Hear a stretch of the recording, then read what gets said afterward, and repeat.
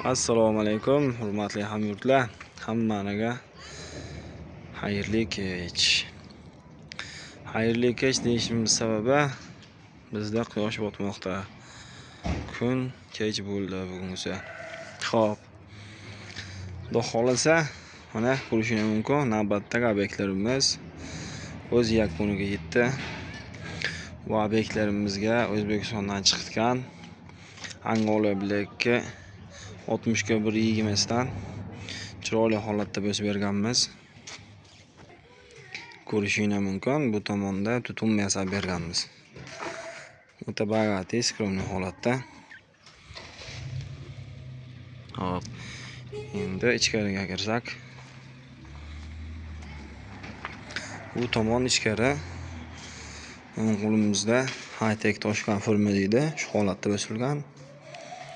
Bu tomonimizda ham bir xildan yo'llarni qilib high-tech formasida chiroyli holatda qilib bosib berganmiz. Hop, bu tomondan uyga sahnaga kiramiz. Hop, bu tomonda sokul shunday davom etadi. Shunday ketishimiz bilan biz qarshimizda chiroyli holatdagi zinalarimiz ko'rishingiz mumkin, o'ta ideal, o'ta chiroyli holatda. Endi kam ko'zsiz demaymiz, lekin qo'ldan kelgancha chiroyli holatda qilib bitirib berganmiz. Bu tomonlarimiz, sokullarimiz bitdi. Bu tomonlarimizga 60 santimetrda qilib chiroyli holatda qilib u tomonga asab berganmiz sokullarimizni. Endi shunday ketishda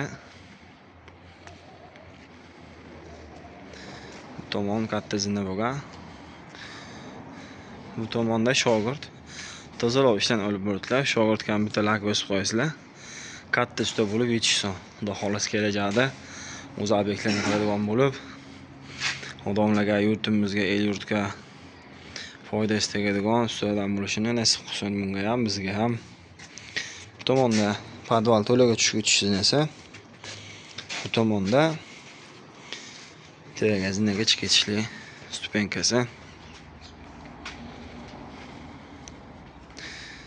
Zinalarimiz ham xudo xolasa o'ta kачество bilan ideal holatda. Bu tomonda plashatka.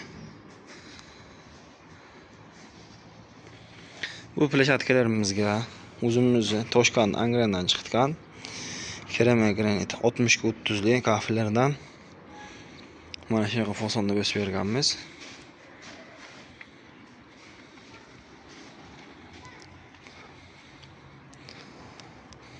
Bu tomonda plashatkalarimiz yakuniga yetgan. Va shunday sokullarimiz bitgan holati. Endi yana bir muhim ma'lumot beramiz.